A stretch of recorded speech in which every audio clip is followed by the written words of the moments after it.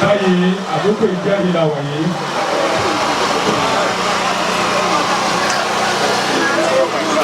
Láti ìkan láti ní ìjọ Ọlọ́run, ìkan lára ìdílé màmá, ìkan lára àwọn ọmọ màmá, àwọn tó mọ màmá dáadáa tí ó sì mọ iṣẹ́ wọn, àwọn náà ni a fẹ́ kó wá jẹ́rìí nípa wọn. Kò sì gbá ní àdúrà pé yóò dára fún wọn bí a ti ṣe bẹ́ẹ̀. Láti ní ìjọ Osama níbi tí màmá tó ti jẹ́ olórí àwọn obìnrin. Ta ló ń jẹ́rìí láti ní ìjọ Osama?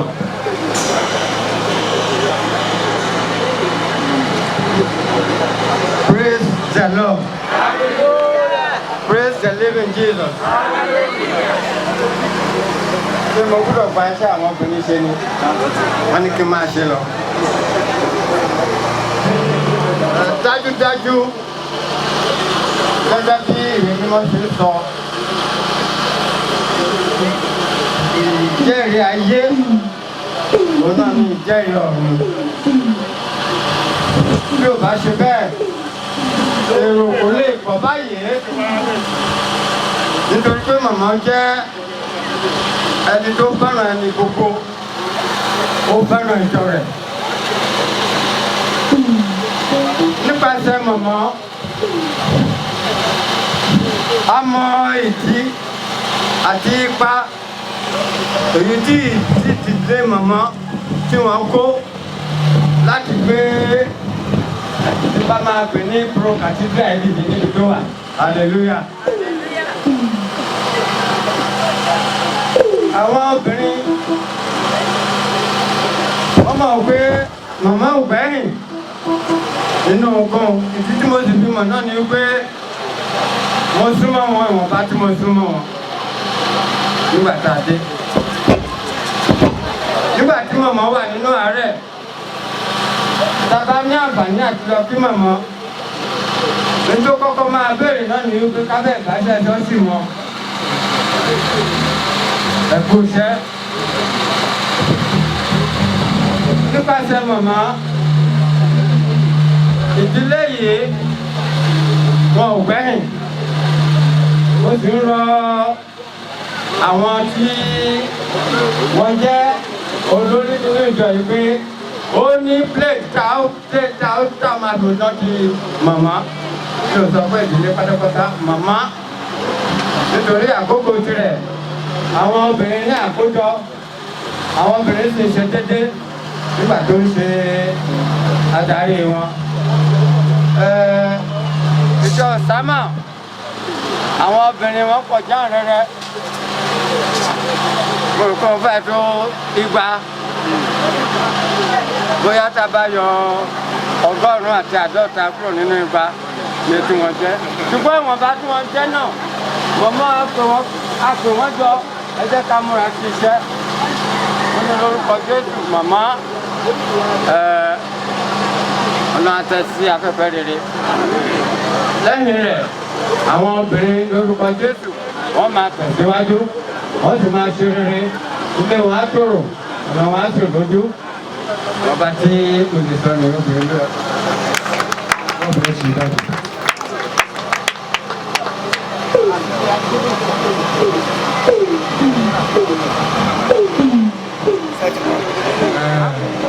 Báyìí láti ìdílé ibi tí bàbá ti jáde, kí ìkan lára àwọn ọmọ máa múra sílẹ̀. Lẹ́yìn ẹ̀ ni dókítà tí wọ́n ṣe ìtọ́jú màmá, wọ́n ní àwọn ní ẹ̀rí láti jẹ́ nípa màmá bẹ́ẹ̀. Ó túmọ̀ sí pé a sì lè sọ̀rí ènìyàn mẹ́ta. Ìdílé màmá.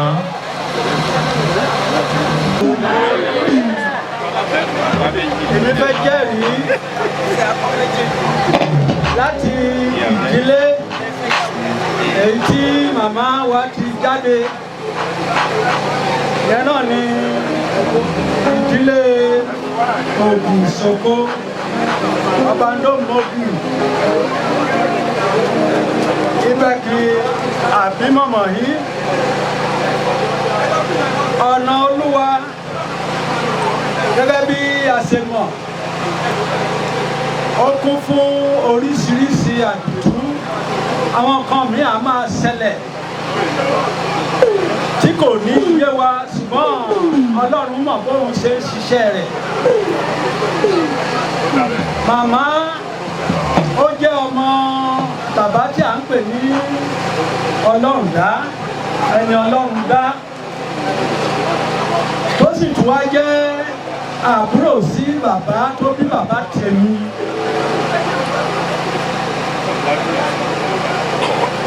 Ìyẹn jẹ́ bẹ́ẹ̀ yẹn, ìyẹn túmọ̀ sí pé mo jẹ́ ọmọ màmá ní apá kan. Nígbà tí Ọlọ́run tún máa ṣiṣẹ́ rẹ̀, ìyá tó bí ọkọ rẹ̀ ó tún jẹ́ àbúrò sí ìyá tó bí ìyá tèmi. Ìyẹn túmọ̀ sí pé mo tún jẹ́ ọkọ rẹ̀. Ẹ̀kẹ́ aleluya o. Mo fi sọ pé àdìtú ni ọ̀rọ̀ Olúwa. A ò mọ̀ díẹ̀ tí irú eléyìí fi ṣẹlẹ̀. Kò wọ́pọ̀. A sì dúpẹ́ ní ọwọ́ Ọlọ́run wípé ìdílé tí màmá ó ti jáde, ìdílé ọkọ rẹ̀, màmá tó bí ọkọ rẹ̀ àti màmá tó bí màmá mi, bàbá kan ìyá kan, wọ́n ní ìfẹ́ fún ara wọn débi pé gbogbo ìyàrá wọ́n máa ní irú ìfẹ́ tó wà lẹ́ẹ̀rín obìnrin méjì báyìí. Ǹjẹ́ a lè rí mọ́ lóde òní? Ìfẹ́ mà ti sọnù. Ohun tó so wọ́n pọ̀ gẹ́gẹ́ bí ẹbí, okùn tó so wọ́n pọ̀ yẹn ni okùn ìfẹ́. Ǹjẹ́ a tún lè rí ní ìyàrá? Fún àpẹẹrẹ, tí màmá ọkọ rẹ̀ kì í ṣe ìyálà tèmi náà tó bá lọ kí ìyálà tèmi ní ìlú pa, wọ́n á sin ara wọn dé Ìgbòmù. Ọní tìbí náà bá tí ọní tí ìlú bàbá tí wá ábísìtì ọní tìbí bá hìn àti ìdélé ọmọ àti ìhìn àwọn pẹ̀lú akúnkẹ̀mú ìyapa.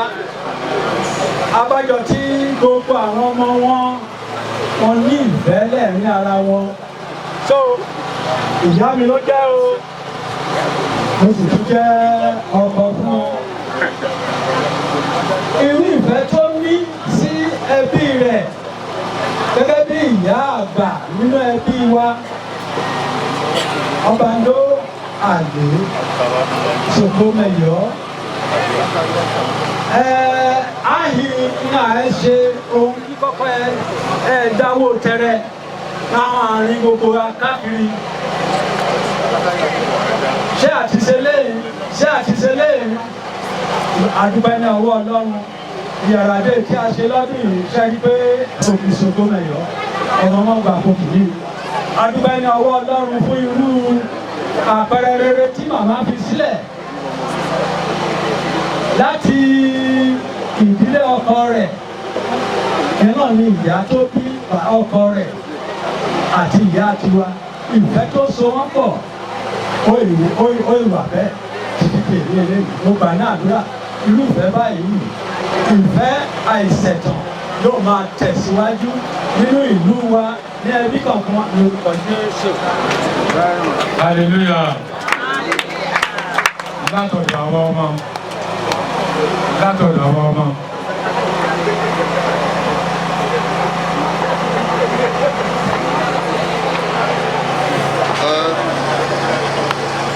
Màmá wa wọ́n ti sọ nípa wọn. Wọ́n àwọn náà ti bẹ̀rẹ̀ sí gbogbo ètò wọn sọ. Lóòótọ́ ìfẹ́ ni àkójá òfin. Ètò máa ń sọ fúnra nìyẹn. Wọ́n ti máa ń kó ìyàwó rẹ̀. So that kí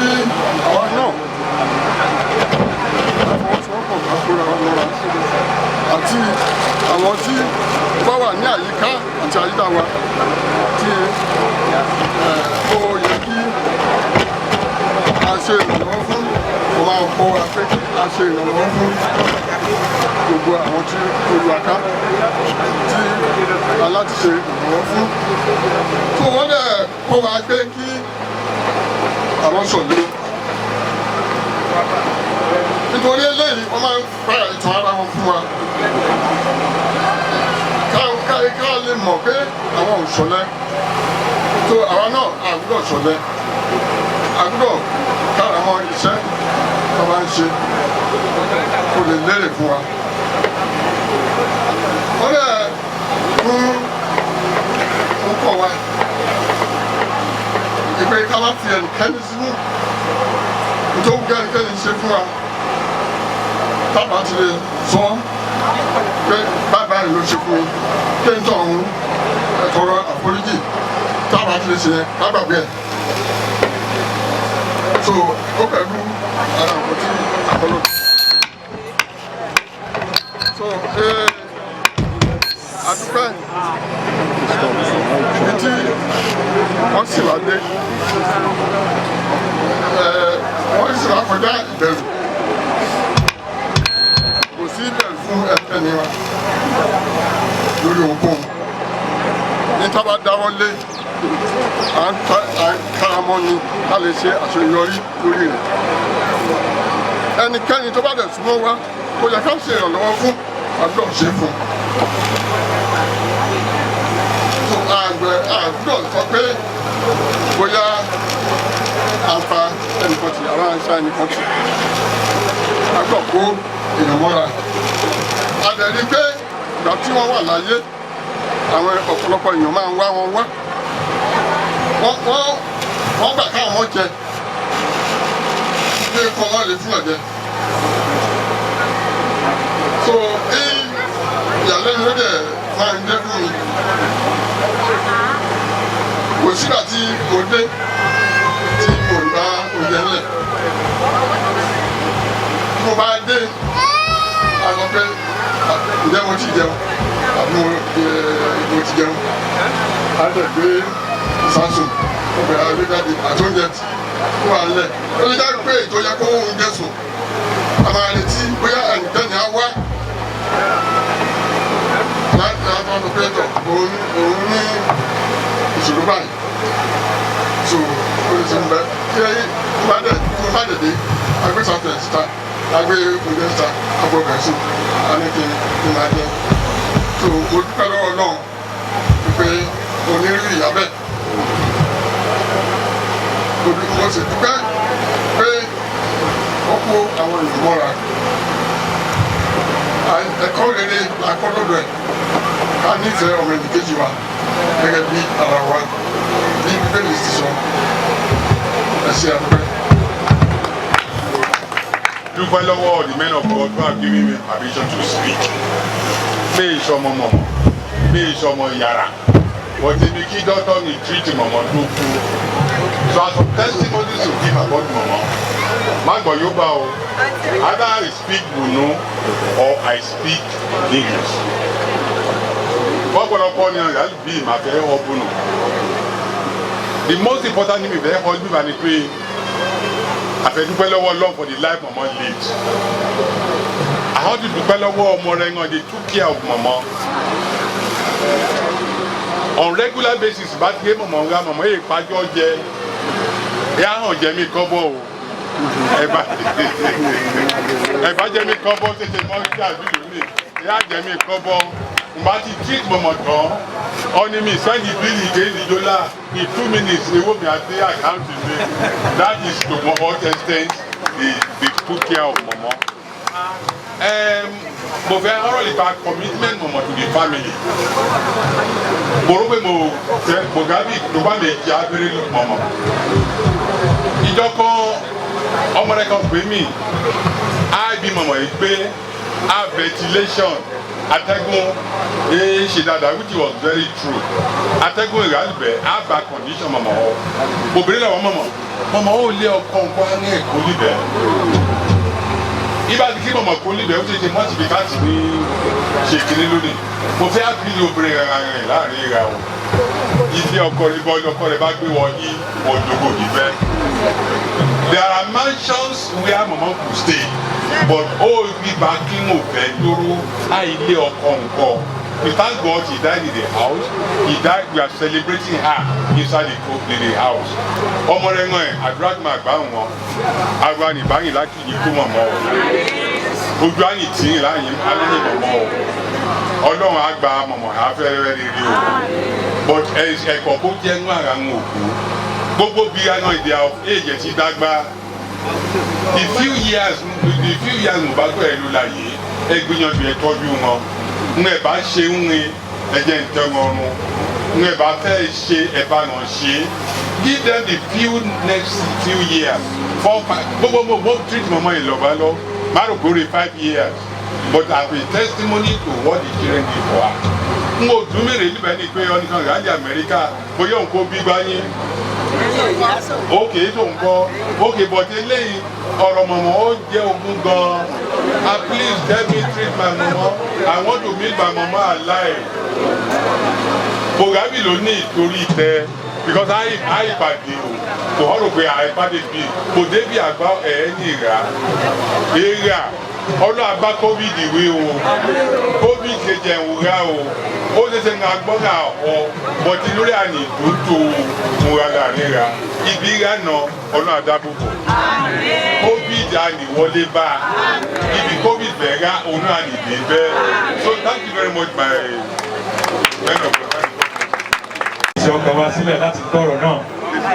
Ẹ jẹ́ ká sì dúró láti kọ orin 300 ẹ̀kọ́ nínú ìwé wa ojú ewé kàdógún. Ó wà ní ojú ewé kàdógún.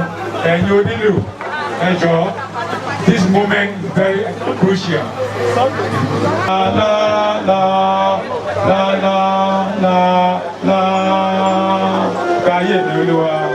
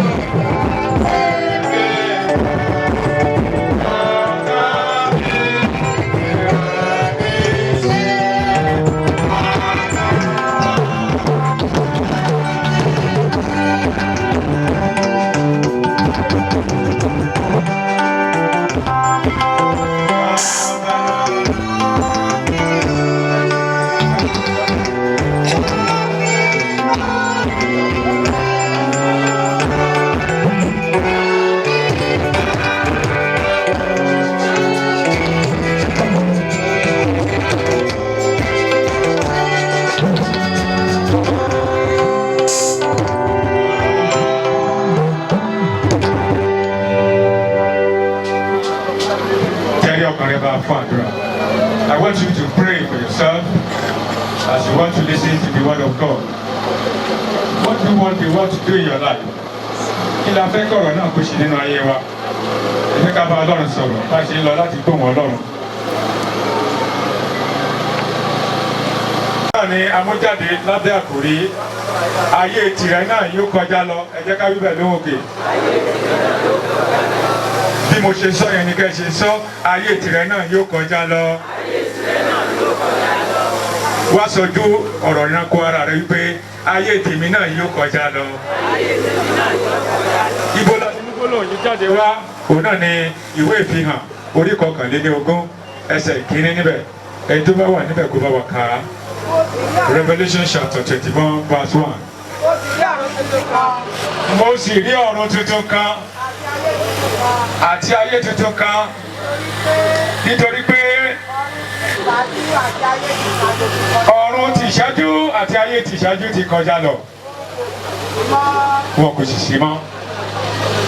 wọ́n jẹ́ kó dimọ̀ fún wa níbi kàkàyé wípé àkókò kan ń bọ̀ tí ayé tuntun àti ọ̀run tuntun yóò wá ṣùgbọ́n tí ògbólógbò ayé tá a wà nínú rẹ̀ yìí yóò dùn ohun tó kọjá lọ. ó túmọ̀ sí pé bí ayé bá máa kọjá lọ àwọn ènìyàn tó wà nínú rẹ̀ yóò kọjá lọ. Iwájú Ọlọ́run la wà ẹ jọ̀ọ́ ẹ jẹ́ ká farabalẹ̀ gbóhùn Ọlọ́run. Ọlọ́run á darapọ̀ mọ́ wa. Ohun tí a bá farabalẹ̀ gbọ́ ló máa ṣiṣẹ́ rẹ̀ nínú ayé ènìyàn. Gẹ́gẹ́ bí mo ṣe sọ níwọ̀nba tí ayé tuntun àti ọ̀run tuntun yóò ti kọ irú ayé ó túmọ̀ sí pé ògbólógbò ayé yìí ó ti dandan kó kọjá lọ. Tá bá sì sọ pé ayé ń kọjá lọ àwọn ènìyàn inú rẹ̀ òun náà là ó kọjá lọ. Ẹsẹ̀ yìí sọ fún wọn wípé ayé yóò dópin lọ́jọ́ kan. Ìgbà kan ń bọ̀ tó jẹ́ pé gbogbo yìí tá a ṣe lónìí tí ò ní ṣe é ṣe mọ́. Ọ̀rọ̀ tá a sọ kò ní ṣe sọ mọ́. Ìrìn tá a rìn tó wù wá yẹn kò ní ṣe é rìn mọ́. Ẹgbẹ́ tá a darapọ̀ mọ́ yẹn tó wù wá dáadáa yẹn a ò ní lè darapọ̀ mọ́ wọn mọ́.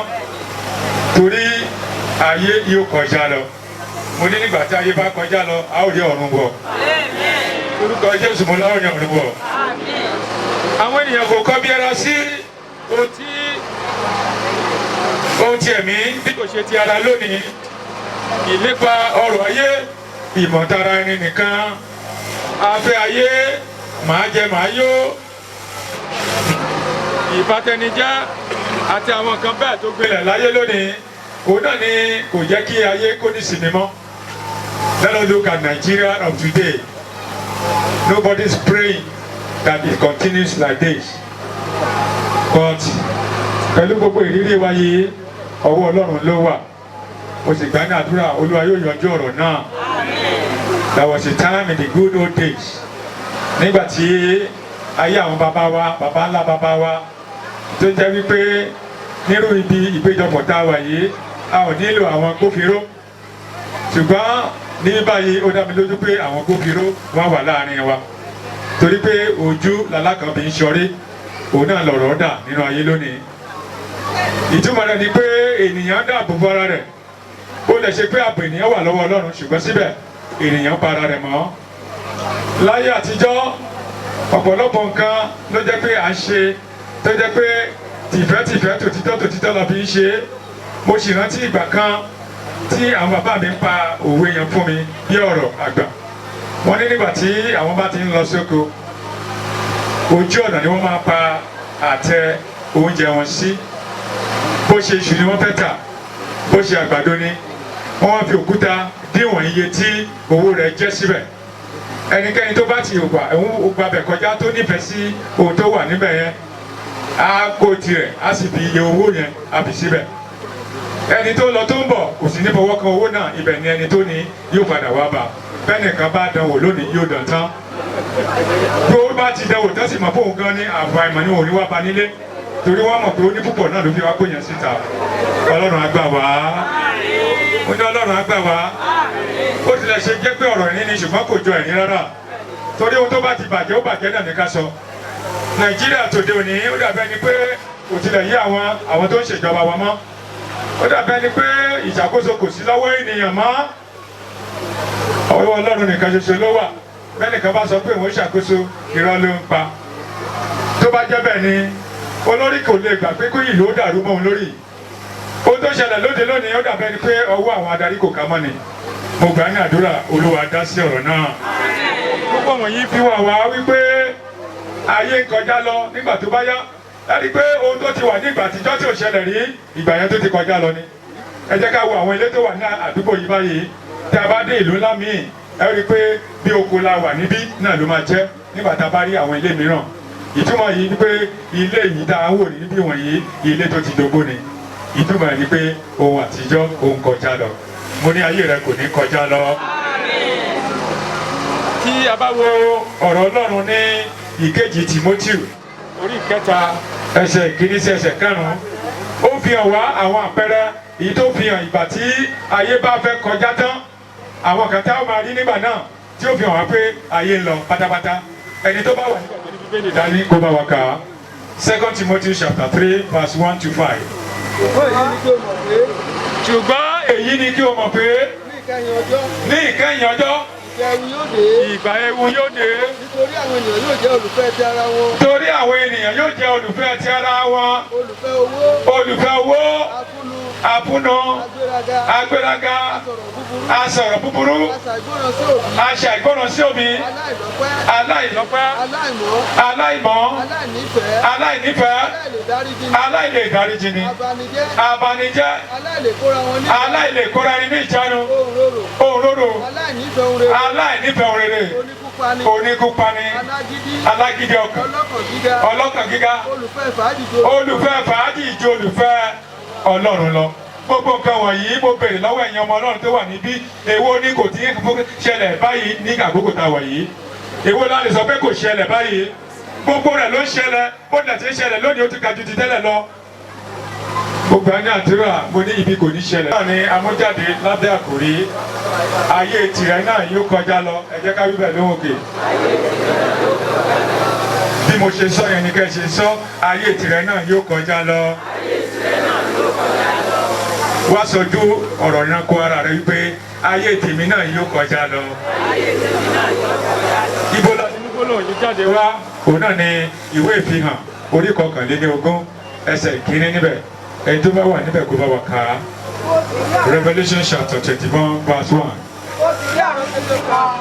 mo sì rí ọ̀run tuntun kan àti ayé tuntun kan nítorí pé ọ̀run ti ṣáájú àti ayé ti ṣáájú ti kọjá lọ wọn kò sì sí mọ́. wọ́n jẹ́ kó dimọ̀ fún wa níbi tí a kà yé wípé àkókò kan ń bọ̀ tí ayé tuntun àti ọ̀run tuntun yóò rí wá ṣùgbọ́n tí ògbólógbò ayé tá a wà nínú rẹ̀ yìí yóò dúró tó kọjá lọ. ó túmọ̀ sí pé bí ayé bá máa kọjá lọ àwọn ènìyàn tó wà nínú rẹ̀ yóò kọjá lọ. Iwájú Ọlọ́run la wà ẹ jọ̀ọ́ ẹ jẹ́ ká farabalẹ̀ gbóhùn Ọlọ́run. Ọlọ́run á darapọ̀ mọ́ wa. Ohun tí a bá farabalẹ̀ gbọ́ ló máa ṣiṣẹ́ rẹ̀ nínú ayé ènìyàn. Gẹ́gẹ́ bí mo ṣe sọ níwọ̀nba tí ayé tuntun àti ọ̀run tuntun yóò ti kọrí wáyé ó túmọ̀ sí pé ògbólógbò ayé yìí ó ti dandan kó kọjá lọ. Tá bá sì sọ pé ayé ń kọjá lọ àwọn ènìyàn inú rẹ̀ òun náà la ó kọjá lọ. Ẹsẹ̀ yìí sọ fún wọn wípé ayé yóò dópin lọ́jọ́ kan. Ìgbà kan ń bọ̀ tó jẹ́ pé gbogbo yìí tá a ṣe lónìí tí ò ní ṣe é ṣe mọ́. Ọ̀rọ̀ tá a sọ kò ní ṣe sọ mọ́. Ìrìn tá a rìn tó wù wá yẹn kò ní ṣe é rìn mọ́. Ẹgbẹ́ tá a darapọ̀ mọ́ yẹn tó wù wá dáadáa yẹn a ò ní lè darapọ̀ mọ́ wọn mọ́. Torí ayé yóò kọjá lọ. Mo ní nígbà tí ayé bá kọjá lọ a ó rí ọ̀run wọ̀. Orúkọ Jésù mo láwọn rí ọ̀run wọ̀. Àwọn ènìyàn kò kọ́ bí ara sí ohun tí ẹ̀mí bí kò ṣe ti ara lónìí. Ìlépa ọrọ̀ ayé ìmọ̀tara ẹni nìkan. Afẹ́ ayé màá jẹ màá yó. Ìbátẹnijẹ́ àti àwọn kan bẹ́ẹ̀ tó gbilẹ̀ láyé lónìí. Òun náà ni kò jẹ́ kí ayé kó ní sinmi mọ́. Let us look at Nigeria of today. Nobody is praying that it continues like this. But pẹ̀lú gbogbo ìrírí wa yìí ọwọ́ Ọlọ́run ló wà. Mo sì gbà ní àdúrà Olúwa yóò yanjú ọ̀rọ̀ náà. There was a time in the good old days nígbà tí ayé àwọn bàbá wa bàbá ńlá bàbá wa tó jẹ́ wípé nírú ibi ìpéjọpọ̀ tá a wà yìí a ò nílò àwọn agbófinró ṣùgbọ́n ní báyìí ó dá mi lójú pé àwọn agbófinró wọ́n wà láàrin wa torí pé ojú lalákàn fi ń ṣọrí òun náà lọ̀rọ̀ dà nínú ayé lónìí ìtumọ̀ rẹ̀ ni pé ènìyàn dáàbò bo ara rẹ̀ ó lè ṣe pé ààbò ènìyàn wà lọ́wọ́ Ọlọ́run ṣùgbọ́n síbẹ̀ ènìyàn pa ara rẹ̀ mọ́ láyé àtijọ́ ọ̀pọ̀lọpọ̀ nǹkan ló jẹ́ pé à ń ṣe tó jẹ́ pé tìfẹ́tìfẹ́ tòtítọ́ la fi ń ṣe mo sì rántí ìgbà kan tí àwọn bàbá mi ń pa òwe yẹn fún mi bí ọ̀rọ̀ àgbà wọ́n ní nígbà tí àwọn bá ti ń lọ sóko ojú ọ̀nà ni wọ́n máa pa àtẹ oúnjẹ wọn sí bó ṣe iṣu ni wọ́n fẹ́ tà bó ṣe àgbàdo ni wọ́n wá fi òkúta díwọ̀n iye tí owó rẹ̀ jẹ́ síbẹ̀ ẹnikẹ́ni tó bá ti ògbà bẹ̀ kọjá tó nífẹ̀ẹ́ sí ohun tó wà níbẹ̀ yẹn á kó tirẹ̀ á sì fi iye owó yẹn á fi síbẹ̀ ẹni tó lọ tó ń bọ̀ kò sì ní fọwọ́ kan owó náà ibẹ̀ ni ẹni tó ní yóò padà wá bá bẹ́ẹ̀nìkan bá dánwò lónìí yóò dán tán tó bá ti dánwò tán sì mọ̀ fóun gan ní àfàìmọ̀ ní òun ní wá ba nílé torí wọ́n mọ̀ pé ó ní púpọ̀ náà ló fi wá kóyàn síta Ọlọ́run á gbà wá mo ní Ọlọ́run á gbà wá ó tilẹ̀ ṣe jẹ́ pé ọ̀rọ̀ ìní ni ṣùgbọ́n kò jọ ẹ̀rín rárá torí ohun tó bá ti bàjẹ́ ó bàjẹ́ náà ní ká sọ Nàìjíríà tòde òní ó dàbẹ́ ni pé kò tilẹ̀ yí àwọn tó ń ṣèjọba wa mọ́ ó dàbẹ́ ni pé ìṣàkóso kò sí lọ́wọ́ ènìyàn mọ́ ọwọ́ Ọlọ́run nìkan ṣoṣo ló wà bẹ́ẹ̀ nìkan bá sọ pé òun ṣàkóso irọ́ ló ń pa tó bá jẹ́ bẹ́ẹ̀ ni olórí kò lè gbà pé kó ìlú ó dàrú mọ́ òun lórí ohun tó ṣẹlẹ̀ lóde lónìí ó dàbẹ́ ni pé ọwọ́ àwọn adarí kò ká mọ́ ni mo gbà ní àdúrà Olúwa dá sí ọ̀rọ̀ náà púpọ̀ wọ̀nyí fi wà wá wípé ayé ń kọjá lọ nígbà tó bá yá láti pé ohun tó ti wà ní ìgbà àtijọ́ tí ò ṣẹlẹ̀ rí ìgbà yẹn tó ti kọjá lọ ni ẹ jẹ́ ká wo àwọn ilé tó wà ní àdúgbò yìí báyìí tí a bá dé ìlú ńlá míì ẹ rí i pé bí oko la wà níbí náà ló máa jẹ́ nígbà tá a bá rí àwọn ilé mìíràn ìtumọ̀ yìí ni pé ilé yìí tá a wò níbí wọ̀nyí ilé tó ti dógó ni ìtumọ̀ yìí ni pé ohun àtijọ́ ohun kọjá lọ mo ní ayé rẹ kò ní kọjá lọ. tí a bá wo ọ̀rọ̀ Ọlọ́run ní ìkejì Tímótì orí ìkẹta ẹsẹ̀ ìkíní sí ẹsẹ̀ karùn-ún ó fi hàn wá àwọn àpẹẹrẹ èyí tó fi hàn ìgbà tí ayé bá fẹ́ kọjá tán àwọn kan tá a máa rí nígbà náà tí ó fi hàn wá pé ayé ń lọ pátápátá ẹni tó bá wà nígbà tó ní bíbélì dání kó bá wa kà á 2 Timothy chapter 3 verse 1 to 5.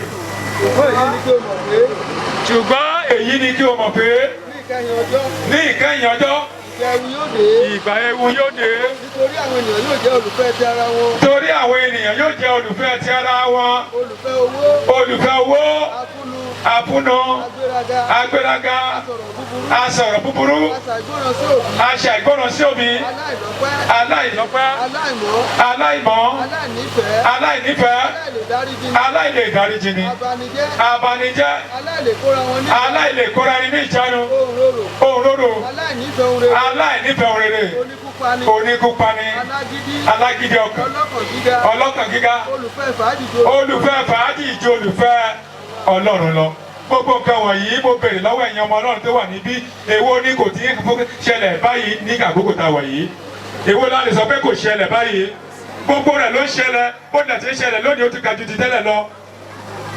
gbogbo àní àdúrà mo ní ibi kò ní ṣẹlẹ̀ mo wà níbi ìsìnkú kan lọ́jọ́ kan ó ti pẹ́ báyìí gbogbo èèyàn ló mọ̀ pé ògógóró ló pa bàbá yẹn kò sẹ́ni tí ò mọ̀ pé ó mu ògógóró débi pé irun orí ẹ̀ yí dà ó yí padà pátápátá nígbà tí wọ́n máa bẹ̀rẹ̀ sí sọ̀rọ̀ nípa ẹ̀ bàbá jẹ́jẹ́ bàbá onínúure ó ṣe báyìí ó ṣe báyìí mo rẹ́rìn títí àwọn kan wà níbẹ̀ tí wọ́n bá mi rẹ́rìn nígbà náà mo sì mọ̀ pé ó ní kankan tó fa ẹ̀rín yẹn ìtumọ̀ rẹ̀ ni pé ohun tá a rò nínú ó papọ̀ nígbà náà lẹ́yìn wá fi papọ̀ kí ni mo sì ń rò nígbà náà ni pé ológogoro yìí ṣé òun náà ni bàbá rere bàbá tó dára báyìí bàbá tó fi owó tó yẹ fún fi ṣiṣẹ́ rere fún ọmọ tó jẹ́ pé òun náà ló fi mu ògógóró tán ó kò nílé kó tó wà láyé ó sì ṣiṣẹ́ débi pé ó yẹ kó kọ́lé tó bá fẹ́ kó àṣẹ yóò kó àṣẹ ṣùgbọ́n ògógóró kò jẹ́ kó rí àyè ẹ sì bá sọ pé bàbá rere lọ bàbá búburú ló lọ nígbà náà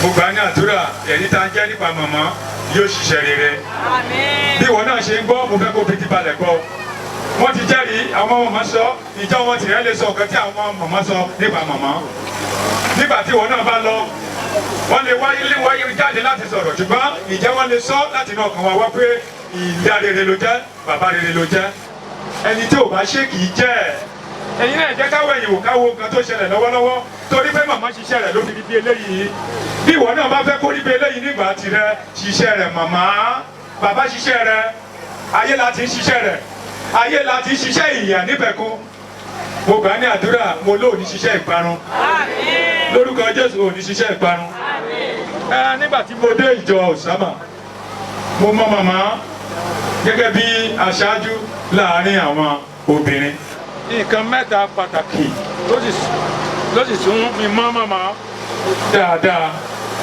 ohun àkọ́kọ́ màmá ó jẹ́ ẹni tí ọkàn wọn tètè máa yí padà nígbà tá a bá fi òtítọ́ hàn wọ́n tí màmá bá ṣe nǹkan tí ò dára tá a bá rọra fi sùúrù mú màmá nǹkan báyìí ẹ wo nǹkan tí ẹ ṣe nǹkan tó túmọ̀ sí nìyí á ní báyìí èdè yàrá ni màá fi sọ o mà níbẹ̀ ni màmá á ní kí ni àwa ṣe báyìí mà ní ẹ ṣe àtúnṣe náà ni màmá ní òkè kí lẹ fẹ́ kí n ṣe nǹkan báyìí lẹ ṣe màmá a sì ṣe lẹ́sẹ̀kẹsẹ̀ pé nǹkan tó máa mú àtúnṣe wá yẹn a sì ṣe é ìtumọ̀ rẹ̀ ni pé ọkàn wọn kò yígbì láti yí padà sí rere ìwọ náà kọ́ tó wà níbí alágídí ọkàn gbogbo ìgbà tí a ti ń sọ fún ọ pé ọ̀nà tó ń tọ̀ kò dára mélòó ló ti ẹ̀rọ lé débi pé ó yí padà kì í ṣe ọ̀nà náà ló sì ń tẹ̀síwájú nínú rẹ̀ ẹ̀rí wo la ó jẹ́ nígbà tí ìwọ náà bá lọ ẹ̀rí kejì òun náà ni pé màmá nífẹ̀ẹ́ àti ṣe fún Ọlọ́run màmá nífẹ̀ẹ́ àti ṣe fún Ọlọ́run tí a bá lè fojú ẹ̀ka wo òrùlé ìjọ tó wà lọ́ọ̀kan yìí ibẹ̀ ni ìjọ màmá tí màmá ti jẹ́ adarí láàrin àwọn obìnrin kò sí owó tí màmá fi ọwọ́ ara rẹ̀ ná sí ìjọ yẹn kì í ṣe kékeré ni kò sí nǹkan tí wọ́n ṣe tó bá láti sọ pé a fẹ́ ṣe é wọ́n á gbìyànjú pé kí tiwọn kó lè tayọ díẹ̀ ju tàwọn yòókù láti fi wọ́n sí ipò àdarí àlùfáà nìkan ni kì í gbà kó wọn tayọ. à ń tẹ̀síwájú bẹ́ẹ̀ màmá sì ṣe ìgbà kan mo wá bá màmá pé màmá mi ò tí ì mọ ìkọ̀kan lára àwọn ọmọ yín mo sì fẹ́ mọ̀ wọ́n àwọn ló fún mi ní nọ́mbà yín gbogbo kò sí sẹ́ni tí mo pè nínú yín tí ò gbé àfi bùrọ̀dá tó wà ní òkè òkun torí pé ó ṣe ṣe nígbà náà kán máa mọ ẹni tó sọ̀rọ̀ ṣùgbọ́n láti ìgbà náà la sì ti ń súnmọ́ra ìgbà tí ẹ wá délé tí mo wo àwọn kankan lára yín mo ní lóòótọ́ màmá ló bí àwọn ọmọ wọ̀nyí ìtumọ̀ rẹ̀ ni pé bó o bá jẹ́ ọmọ màmá tó jẹ́ ọmọ bàbá lótìtọ́ àti lódodo ìwà tó wà nínú màmá ó yẹ ká rí díẹ̀ lára rẹ̀ níbẹ̀ ò ní ya ọmọ àlè lórúkọ Jésù kò ló ní ya ọmọ àlè o màmá nífẹ̀ẹ́ àti ṣiṣẹ́ fún Ọlọ́run ta ni ìwọ náà ṣiṣẹ́ fún màmá tó wà níbí o bàbá tó wà níbí ta ló ń ṣiṣẹ́ fún ẹ jẹ́ ká wo orí iṣẹ́ tá à ń ṣe lọ́wọ́lọ́wọ́ ọ̀pọ̀lọpọ̀ ló gbà láti ná 2 million sí nǹkan ti ayé you will spend lavishly on things that has no result at the end of the day it will be a total waste ohun tí ẹ̀mí tó máa so èso rere èso ìdàgbàsókè èso ayọ̀ ọjọ́ iwájú irọ́ ni ẹ bèrè eléyìí tó máa fi sí gbà kí n ṣàjẹ́ kí n sinmi òun náà ni èyí náà ló ń ṣe àkóbá ògo ọjọ́ ọ̀la ọ̀pọ̀lọpọ̀ torí pé ẹni tí ò bá fi Ọlọ́run sí ipò rẹ̀ inú Ọlọ́run kì í dùn sí i a gbọ́dọ̀ gbìyànjú láti fi Ọlọ́run sí ipò rẹ̀ kò sóhun tá a ní láyé jù pé ká wá sin Ọlọ́run nígbà tí Ọlọ́run dá wa ó dá wa sínú ọgbà dáradára nì kí sì ni ìdí tó fi dá wa síbẹ̀ òun náà ni pé ká lè máa wà níwájú rẹ̀ nígbà gbogbo kó lè máa rí wa nígbà gbogbo the Lord wants to see you all the time you are a child of God you must make yourself manifest in His presence gbogbo àní àdúrà ò ní sá fún Ọlọ́run wọn rẹ lòmíràn tó jẹ́ pé iṣẹ́ ilé ìjọsìn òun ló lè kúrò nínú ìjọ ó wá ìjọ mìíràn tí wọn kì í ṣiṣẹ́ lọ́wọ́lọ́wọ́ ìjọ tí ò ti ṣiṣẹ́ lọ́wọ́ ni mi ò tí ì mọ̀ àbíjọ tí ò bá fẹ́ ṣiṣẹ́ ìrere lóko gbogbo àní àdúrà iṣẹ́ Ọlọ́run kò ní lọ́ọ́ kù níwájú Ọlọ́run kókó kẹta tí mo rí nínú ayé màmá òun ni pé màmá ní ìbẹ̀rù Ọlọ́run màmá ní ìbẹ̀rù Ọlọ́run kẹ́mà tí sọ ni màmá ti sọ pé bẹ́ẹ̀ ni ó túmọ̀ sí pé màmá mọ̀ yí pé nǹkan kan wà lẹ́yìn bẹ́ẹ̀ ni yẹn àwa náà kọ́ta la ń bẹ̀rù lónìí ẹlòmíràn alágbára ayé ló ń bẹ̀rù ohun ìtẹ̀lẹ̀ lásán lábẹ́sẹ̀ ọlọ́run ẹlòmíràn owó ayé òun ló ń bẹ̀rù ní tirẹ̀ àbí ní tirẹ̀ owó lásán tó jẹ́ pé ayé la máa gbàgbé rẹ̀ sí mo gbà ní àdúrà òní bá ayé lọ ọ̀pọ̀lọpọ̀ tí ìbàjẹ́ ti ọlọ́run ló ti tó àti lódodo nǹkan tí ọlọ́run fi ṣe ìkẹ́ wọn òun náà ló gbà wọn lọ́wọ́ ọlọ́run ẹlòmíràn ọmọ tí ọlọ́run fi fún ló gbà á lọ́wọ́ ọlọ́run màmá kan gbàdúrà fún kò tí ì bímọ nígbà náà ó dẹ̀ ti pẹ́ tó ti lọ wà nílé ọkọ agbàdúrà fún tán lẹ́yìn ọ̀pọ̀lọpọ̀ iṣẹ́ òru iṣẹ́ ọ̀sán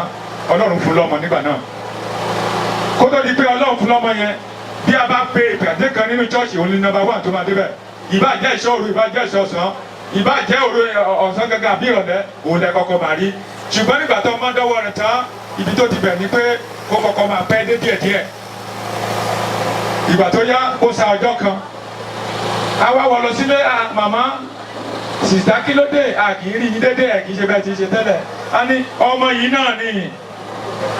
náà ni ìtumọ̀ ẹ̀ ni pé ọmọ tó wà lọ́wọ́ rẹ̀ yìí òun náà ló ń gba ọlọ́run lọ́wọ́ rẹ̀ díẹ̀díẹ̀ àwa sọ fún pé màmá ṣe bí ọlọ́run ló fún ọlọ́mọ yìí jẹ́ ká tún bẹ ọlọ́run náà kó gba ọmọ tó fẹ́ di ọlọ́run ìyá níbẹ̀ kó kúrò lọ́wọ́ rẹ̀ ó ní ẹ jọ̀wọ́ ẹ má ṣe bẹ́ẹ̀ ẹ yí padà ó tún ṣe díẹ̀ ó yí padà kíákíá lákòókò yẹn ṣùgbọ́n lákòókò ká tó ṣẹ́jú pé ó tiẹ̀ tó ti padà sínú ayé pátápátá ọ̀dẹ̀dẹ̀ rí mọ́ òní báyé lọ ó ní ayé rẹ̀ ò ní sọnù mọ́ ọ lọ́wọ́ ọ̀nà àbáyọ kan ṣoṣo òun náà ní Jésù Kristi pẹ̀lú atótónu tá a ti sọ látàárọ̀ ọ̀nà àbáyọ ní Jésù Kristi ẹnikẹ́ni tó bá ní Jésù nínú ayé rẹ̀ kò lè rọ́rùn láti jẹun gbogbo èyí tá a sọ pé ìyá rere ń ṣe yìí kò lè rọ́rùn rárá torí pé ohun ayé ti ayé ní òmàdù ohun ti ẹ̀mí nìkan ló lè tu ti ẹ̀mí ẹnikẹ́ni tó bá wà nínú Jésù Kristi òun náà ló ti ẹ̀dá ó lóhun àtijọ́ ní láti kọjá lọ kí gbogbo nǹkan kó di tuntun mo ní ayé rẹ lónìí yóò di tuntun ọkàn rẹ yóò di tuntun lórúkọ Jésù ogo kò nígbà ọ lọ́wọ́ Ọlọ́run láti mọ̀ dájú pé a ò ní ibòmíràn tí a lè sá sí ibi mẹ́ta ni mo fẹ́ ka kíyèsí ṣùgbọ́n ibi kan láwùkà lónìí tí ìwọ bá délé lọ ka ibi méjì tó kù ìkíní nínú rẹ̀ ni Jòhánù orí kẹjọ ẹsẹ̀ 12 ohun tí Jésù pera rẹ̀ níbẹ̀ kó o mọ̀ dáadáa ìkejì ni Jòhánù orí kẹfà ẹsẹ̀ 15 ohun tí Jésù pera rẹ̀ níbẹ̀ kó fẹ́ kó o mọ̀ ìkẹta ó ní orí 11 Jòhánù bákan náà ẹsẹ̀ 25 àti ẹsẹ̀ 26 lọ wo tí Jésù pera rẹ̀ níbẹ̀ ibi táwọn wá kà ẹ jẹ́ ká wo Jòhánù orí 14 ẹsẹ̀ 6 ibi táwọn fi mú gbogbo wá sí ìparí Jòhánù orí 14 ẹsẹ̀ 6 John 14:6. Jésù wípé èmi ni ọ̀nà àti òtítọ́ àti ìyè. Ẹnikẹ́ni tó bá wúwé wá sọ́dọ̀ bàbá ó gbọ́dọ̀ gba ọ̀dọ̀ Jésù ohun tí wọ́n sọ fún wa nìyẹn. Màmá bàbá tó bá fẹ́ kí òpin rẹ nígbà tó bá dé kọjá lọ kúrò nínú ayé yìí kó jẹ́ ọ̀run tuntun ni àti ayé tuntun níbi tí Jésù ti sì ń gbé ni o ní láti gba Jésù sínú ayé rẹ lónìí bóyá tí ń bá ọ sọ̀rọ̀ Jésù nígbà kan ẹ̀fẹ̀ ló fi ń ṣe àkókò tirẹ̀ nìyí tó bá ti lè yọ̀ǹda ayé rẹ fún ó tán ìgbé ayé rẹ yóò yí padà mo gbà ní àdúrà mo ní ẹ̀mí tí ń gba Jésù Kristi lótìtọ́ àti lódodo Olúwa kò fi wọ̀ bá o bóyá wà níbí o fẹ́ fi ayé rẹ fún Jésù ní àṣálẹ́ yìí bóyá o ti gbọ́rọ̀ náà o fẹ́ yí padà sí Jésù lákọ̀tún àkókò nìyí fún ọ ìwọ tó bá wà ní ìkórìtà bẹ́ẹ̀ níbi tó wà yẹn kàn gbé ọwọ́ ọ̀tún rẹ lé ọkàn àyà rẹ kó sì máa wí pẹ̀lú mi tó bá ṣe tán láti gba Jésù lótìtọ́ àti lódodo máa wí pẹ̀lú mi pé Jésù Olúwa mo rò pé àtìlẹ́kọ̀ọ́ ni Jésù Olúwa mo dúpẹ́ lọ́wọ́ rẹ fún àkókò yìí tẹ́ yọ̀ǹda fún mi mo rí ara mi gẹ́gẹ́ bí ẹlẹ́ṣẹ̀ mo bẹ̀bẹ̀ fún àánú lónìí bàbá jàre dáríjì mi ohun gbogbo tí mo ti ṣe tí kò bá ìfẹ́ rẹ mu ṣàánú rẹ rà mí padà mo yọ̀ǹda ayé mi fún ọ lónìí máa jọba inú ayé mi láti òní lọ jẹ́ kí ìgbà tó dé bá ayé mi tó fi jẹ́ pé nígbà tó bá padà dé ní ìgbà ayé tuntun ni kí n lè níbùgbé lọ́dọ̀ rẹ èyí ni mo béèrè ní orúkọ Jésù Kristi Olúwa wa fún gbogbo ọkàn tí ó gbàdúrà ni mo gbàdúrà fún yín pé lórúkọ Jésù ọ̀run yóò dè yín mọ́ bẹ́ẹ̀ ṣe gbà láti yọ̀ǹda ayé fún Jésù lónìí iṣẹ́ rere Jésù yóò bẹ̀ sí ṣe inú ayé yín ìrìn àjò ìgbàgbọ́ ẹ kò ní mẹ́hẹ̀ mọ́ yín lọ́wọ́ ẹ ò ní bojú wẹ̀yìn ẹ ó dé ìyá nípẹ̀kun ẹ ó sì gbà káàbọ̀ ọmọdọ̀ rere ní orúkọ Jésù Kristi Olúwa wa hallelujah o.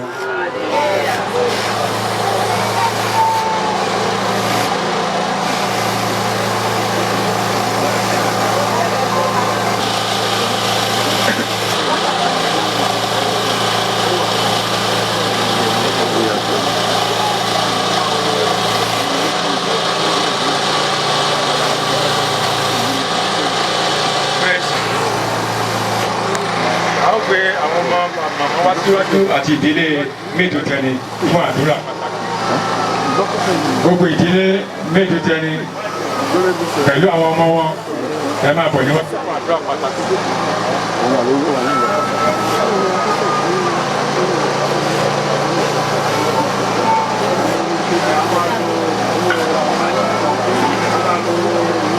À ń retí àwọn ọmọ màmá o.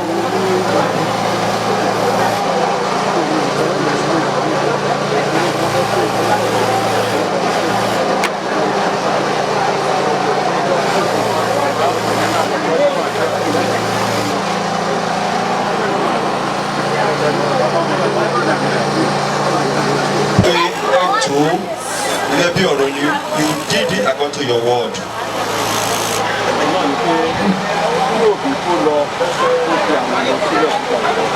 Alápẹ́pẹ́ ètò ló agbẹ́ngà fún ìdílé agbẹ́ngà fún àwọn ọmọ agbẹ́ngà fún àwọn ọmọ bí ẹ sì fún ọ lórí ọ̀fẹ́ láti tọ́jú òbí wọn pàápàá jùlọ mọ̀mọ́ agbẹ́ngà fún ẹ̀mí ìfẹ́ tí o ní sí wọn àti agbẹ́ngà fún mọ̀mọ́ násìkò tí wọ́n jẹ́ tí ara wọn pé wọ́n lákàkà lórí àwọn ọmọ wọn àwọn ọmọ náà sì san padà fún wọn agbẹ́ngà fún orí ẹ̀gbọ́n ọpẹ́ wa a fi yín lé Olúwa lọ́wọ́ àti ìdílé ìkúra kó dó tì yín lẹ́yìn tí o máa ti lọ sinmi lókàn àyà Jésù ìyàwó mi jẹ yín ojú ò ní pọ́n yín ẹ̀yin náà ẹ dàgbà ẹ dàrúgbó sẹ́tẹ̀ yín sí kò ní di ìsẹ̀mẹ́ lọ́wọ́ oṣù Ọlọ́run yóò máa bá yín lọ ìre tí ọmọ ti sú fún yín nínú ẹ̀mí nígbà tí wọ́n wà láyé yóò máa mọ yín ìdílé yìí kò ní dàrú o kò ní díbàjẹ́ bàjẹ́ máa ń padà lọ síbi iṣẹ́ yín ojú Ọlọ́run yóò máa bá yín lọ ẹ ò ní rin àrìnrá ẹ ní rin àrìn sọnù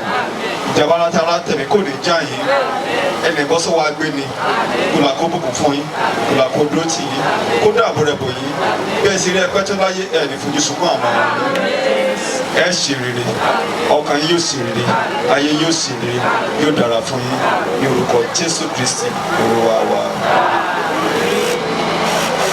hallelujah o.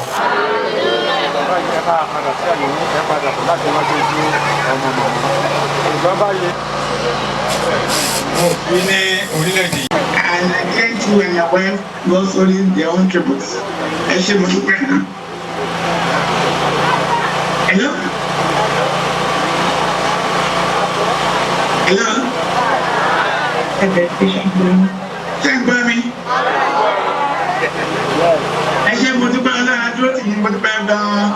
Ọlọ́run máa ràn yín lọ́wọ́. Ẹ kú àdúró tì mí. Ẹ kú àdúró tì wá. Ìgbà àti lọ́gẹ̀ mọ́ bí mo sì dúpẹ́ ó wù mí kí n wà ń bẹ́ẹ̀ sí. Bí mi ò ṣe sí àná omijé bẹ́ẹ̀ bọ́ lórí mi bẹ̀rẹ̀ ó sì lọ tí mo lè ṣe nípa ìyẹn sí. Bẹ́ẹ̀ mo dúpẹ́ pé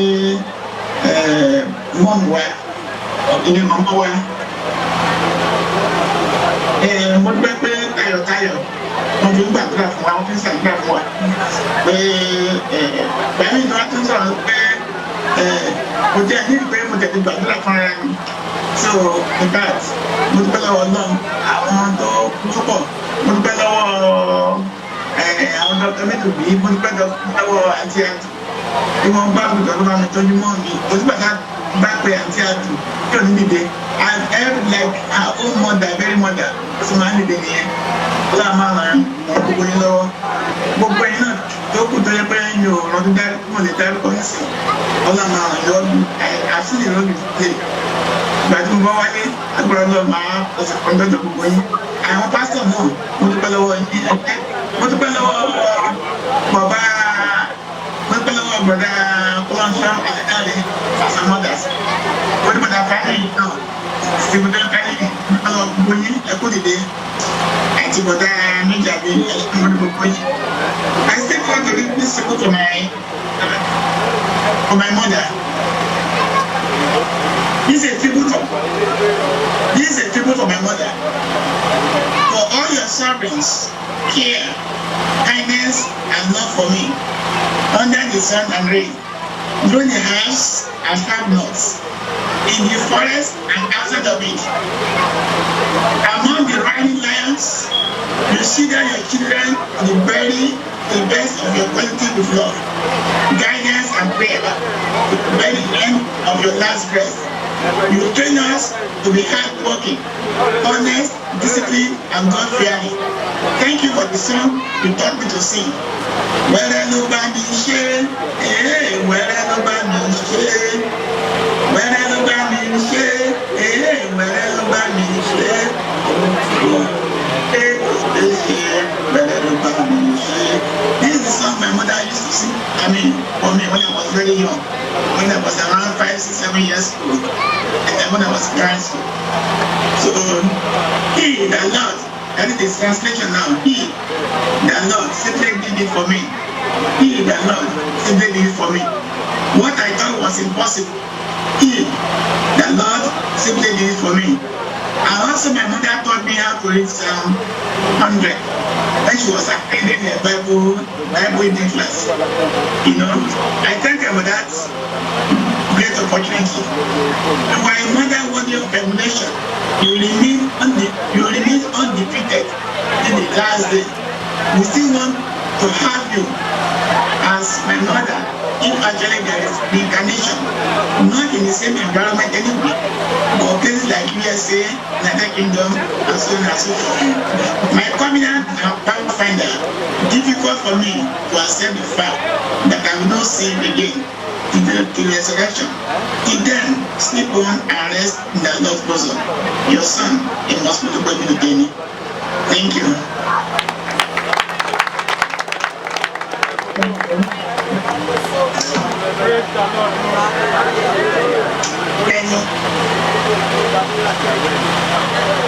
Mo fẹ́ ka ọ̀rọ̀ kékeré yìí sí ìyá mi. Mo sọ pé ìyá mi nítorí pé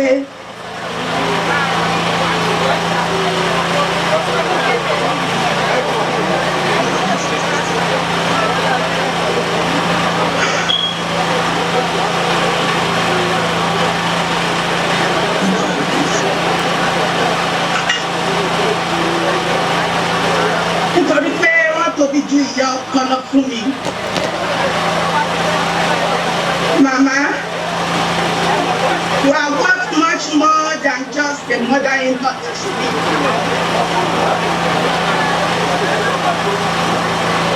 You are a mother that is worth emulating. Today is a nightmare that I had ever feared. Each time I speak with you, you always request that I come home and see you. The last time I spoke with you, I promised to see you soon. But I never knew it was the last I will hear your voice. I will meet you greatly, my lovely mom. I will miss you greatly, my lovely mom. If I have to choose again, I will still choose you over and over and over again as my mother-in-law. You will forever remain in my heart. Sleep on, my lovely mom, till the day of resurrection, when we shall meet to part no more. I love you. Sleep on, mom.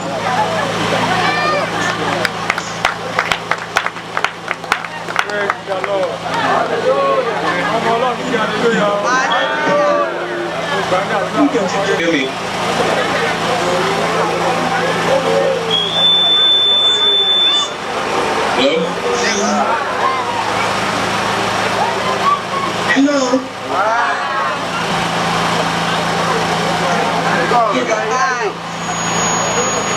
Okay.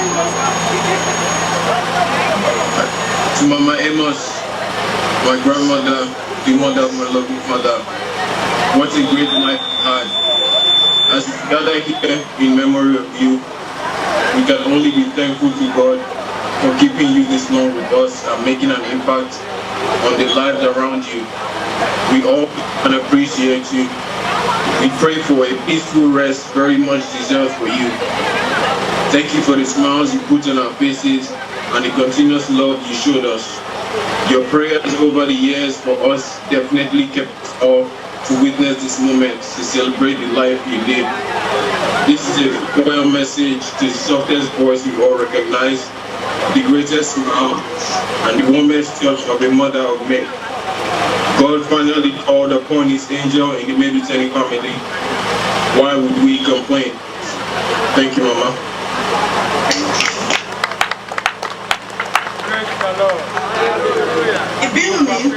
Unmute yourself. Okay. Hello, everybody. Can you hear me? They can hear you, people. Okay. In memory of my dear grandmother, I will always miss you. I long to hear your voice, but I hear them most of my dreams. People say time moves always, and someday the pain will subside. I hope so. I'd give anything to be able to see you again, feel your warmth and hear your voice. You lived a long life, and I'm glad to have had you as a grandmother. You lived a life made beautiful by kind deeds, a helping hand for others' needs. So a beautiful life comes a happy end, forever in our hearts, forever in my heart. May the Lord receive your soul in joy and peace. Rest easy, Grandma. I love you.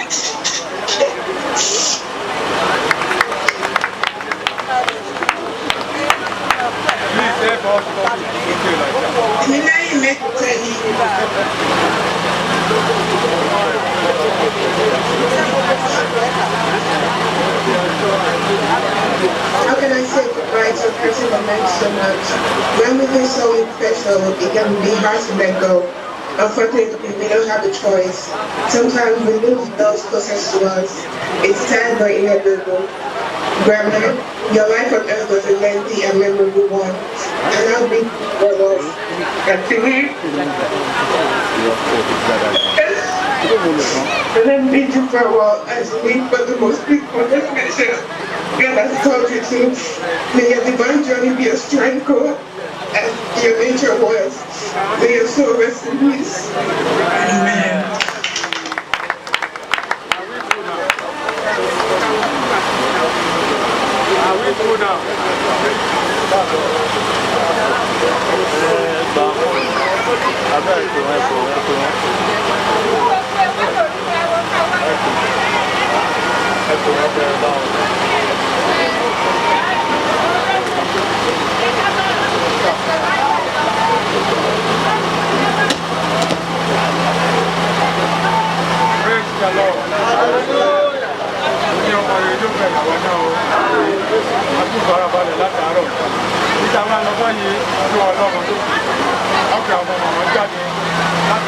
Really?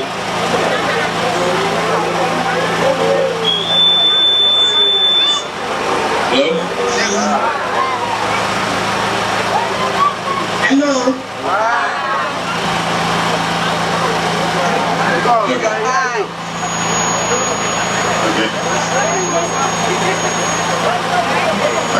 To Mama Amos, my grandmother, the mother of my loving father, what a great life you had. As we gather here in memory of you, we can only be thankful to God for keeping you this long with us and making an impact on the lives around you. We all can appreciate you. We pray for a peaceful rest very much deserved for you. Thank you for the smiles you put on our faces and the continuous love you showed us. Your prayers over the years for us definitely kept us all to witness this moment, to celebrate the life you lived. This is a royal message to the softest voice we all recognize, the greatest smile, and the warmest touch of the mother of men. God finally called upon his angel in the Mediterranean family. Why would we complain? Thank you, Mama.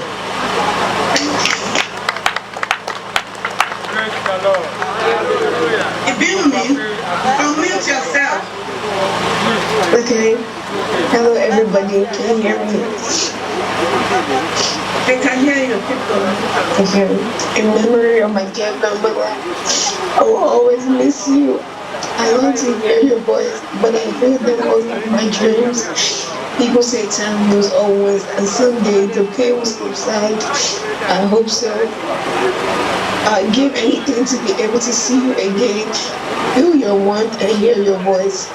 You lived a long life, and I'm glad to have had you as a grandmother. You lived a life made beautiful by kind deeds, a helping hand for others' needs. So a beautiful life comes a happy end, forever in our hearts, forever in my heart. May the Lord receive your soul in joy and peace. Rest easy, Grandma. I love you.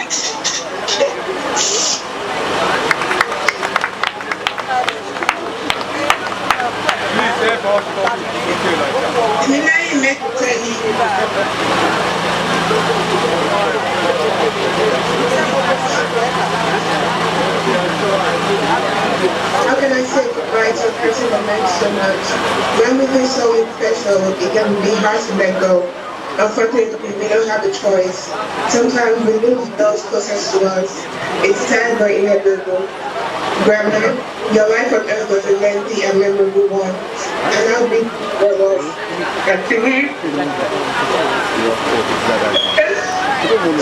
And I'm beating for a while as you leave for the most beautiful destination God has called you to. May your divine journey be a strength as your nature was. May your soul rest in peace. Amen.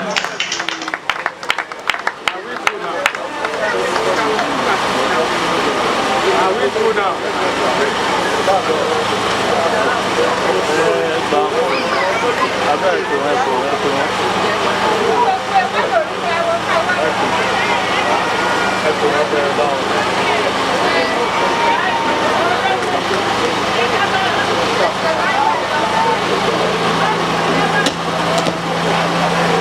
Praise the Lord.